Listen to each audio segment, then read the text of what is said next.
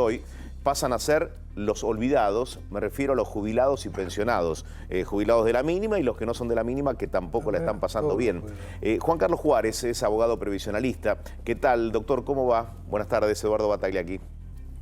¿Qué tal, Eduardo? Un gusto, como siempre. ¿Qué se sabe hasta el momento o si se los ha olvidado en principio entre las medidas troncales que ha anunciado Toto Caputo? Lo que pasa es que hasta acá los jubilados no están en la cuenta. Digamos. Hay mucho rumor, hay mucho dato dando vuelta, pero no hay información precisa. Es decir, se habla de suspender la movilidad establecida por ley, que se darían los aumentos por decreto, que podrían ser sumas fijas. No se sabe si va a haber un bono en enero, que es lo más urgente que quizás hoy por hoy están requiriendo por la información. Estamos hablando de un jubilado de la mínima que no alcanza a cubrir un tercio de la canasta básica, más todo lo que va a significar la actualización de las tarifas en general, la corrida de precios que ha habido en estos días, si se va a sostener la entrega de medicamentos gratuitos, cómo va a ser la atención, digamos, sanitaria de los jubilados, si van a seguir recibiendo un complemento por parte de PAMI en alimentos. Es decir, hay una gran incertidumbre. Y la verdad que los jubilados, si hay algo que no pueden hacer, es esperar. Esto está claro. Entonces, cualquier política que tome, en este caso este gobierno, los jubilados tienen que estar dentro de las consideraciones fundamentales y elementales que tiene que tener cualquier gobierno para atender esa situación. Por el otro lado, también vemos con preocupación que, bueno, dice que le van a mejorar el aumento mensual con un decreto. La verdad, ya lo hemos dicho en otras oportunidades, cada vez que los aumentos se dieron por decreto, en lo que fue el periodo Menem-Cavallo, fue un desastre. O sea, cuando se cortó o se quiso cambiar la ley de movilidad jubilatoria, no fue históricamente para favorecer a los jubilados o que tengan mayor poder adquisitivo, para mí, sino que fue... La verdad que para mí... Para equilibrar las cuentas públicas. Modificar de la ley de movilidad jubilatoria es agregar un artículo que debiera contener que cuando la fórmula vigente en la ley no alcance a cubrir el índice de precio consumidor, se deberá dar el aumento que establece el índice de precio consumidor, es decir, el más favorable al jubilado. ¿Por qué? Porque es el más débil, en términos de derechos sería indubio pro jubilado. Entonces, esa cuestión no creo que se dé en el análisis que tiene la actual gestión de gobierno por ver las decisiones que pretende tomar en otras áreas. Juan Carlos, cuando en las últimas horas, el martes pasado, cuando Luis Toto Caputo, el ministro de Economía, anunciaba las medidas, se daban a conocer también de qué manera se iba a incrementar la AUH, la asignación universal por hijo, y la tarjeta alimentar, dejando de lado los potenciar trabajo porque da la sensación que se va a seguir con esta política de que estén bajo revisión y que se puede dar de baja cualquier plan potenciar trabajo en cualquier momento. Digo, podemos repasar, y aquí tenemos la información en placas, la AUH, los nuevos montos desde enero, 41.322 pesos, en provincias patagónicas un valor más elevado, 53.720. Digo, este incremento, ¿qué alcanza a cubrir en relación al ajuste que vino? No, bueno, no lo cubre. Si uno hemos tenido, digamos, un ajuste que superó prácticamente el 100% y no aumentaron en ese nivel. Además, los precios de los alimentos básicos, de la canasta básica, aumentaron mucho más que el 100%. Es decir, esto sí mejora un poco, pero no alcanza a cubrir el desfasaje que se produjo en 2 semanas. Lo mismo pasa con los jubilados, no solo que la jubilación mínima es 105.000 pesos y hay un bono de 55.000 que solo sabemos que se va a cobrar en el mes de diciembre.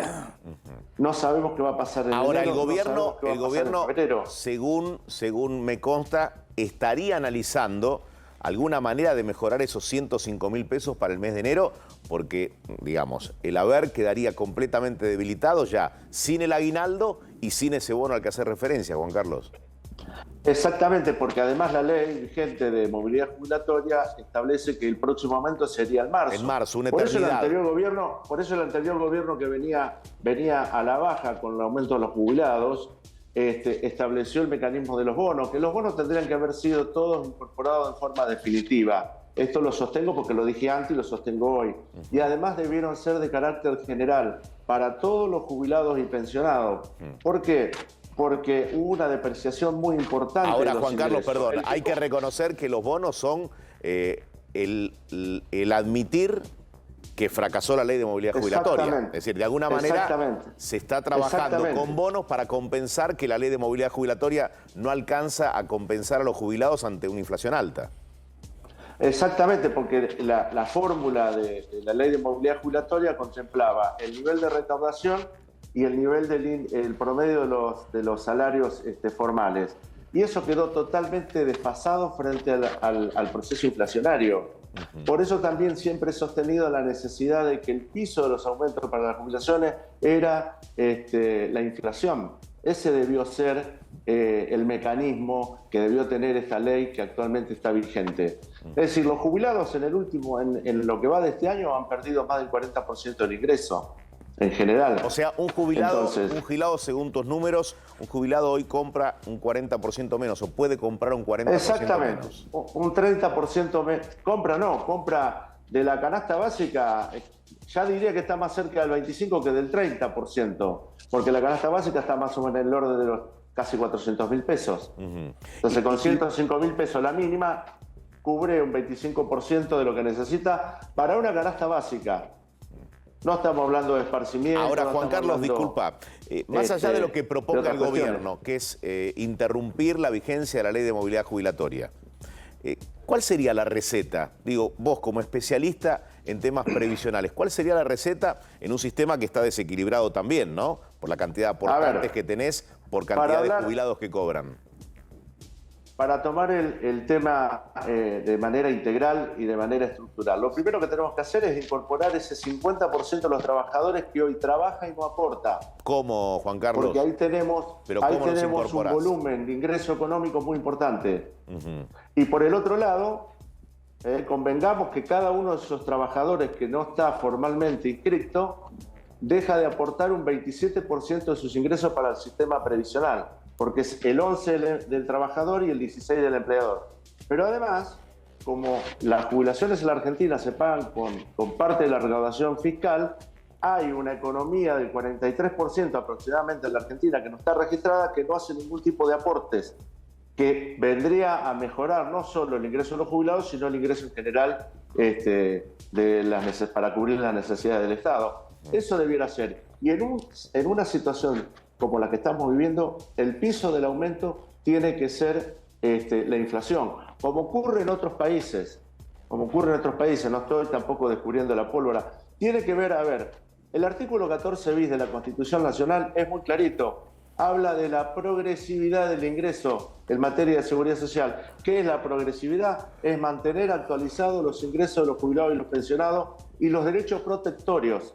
De eso estamos hablando. Y en esto no hay ninguna cuestión de índole ni ideológica, ni partidaria, ni nada que se lo parezca. Es simplemente cumplir con el plexo normativo de la Constitución Nacional. Y si se quiere, criterio, ¿no? Criterio común. Muchísimas gracias, Juan Carlos, por hablar con nosotros,